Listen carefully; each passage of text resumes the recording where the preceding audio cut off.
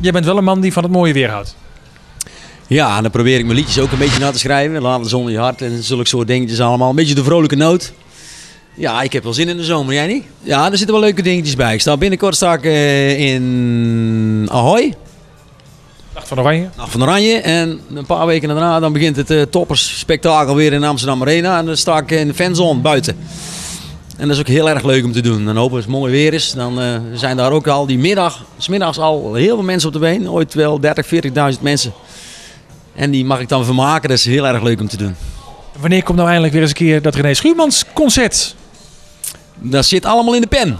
Daar zijn we mee bezig. En wanneer dat gaat komen, ja, ik wil voorlopig nog niet stoppen met zingen. Ik ga nog wel een jaar of 10 door. Dus dat gaan we wel zeker doen in de toekomst. Maar wanneer en hoe laat, daar moeten we nog over nadenken. Ja, met mijn zusje gaat het toevallig heel goed. Dat heb ik gisteren nog gezien. Op het feest van mijn moeder. Die is 70 geworden. Dan zijn we lekker dronken geworden. Ja, met een Astridje gaat het goed. Ze is wel gestopt met de zangcarrière. En ze werkt nu in de bejaardenzorg. En dat doet ze heel graag. En met heel veel liefde en plezier. En het gaat goed met haar. Je gaat er niet zo'nzelfde stap maken, René? In de bejaardenzorg. Misschien moet ze mij straks wel verzorgen. Want ze schiet al op bij mij hoor.